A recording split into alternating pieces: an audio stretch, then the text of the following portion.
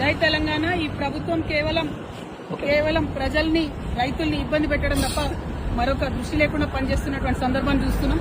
ప్రత్యేకించి రైతులకు 50-60 రోజుల నుంచి ఇబ్బంది జరుగుతున్న ముఖ్యమంత్రి గారు వ్యవసాయ శాఖ మీద రివ్యూ చేయకపోవడం అన్న దారుణం.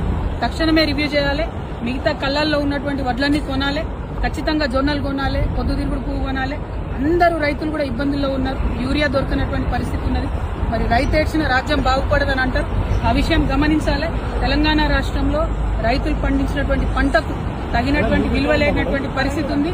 అట్లా కాకుండా రైస్ మిల్లర్లు, స్థానికంగా ఉండే ఆఫీసర్లు, ముఖ్యంగా కలెక్టర్లు మౌఖికంగా ఆదేశాలు ఇస్తా ఉన్నారు.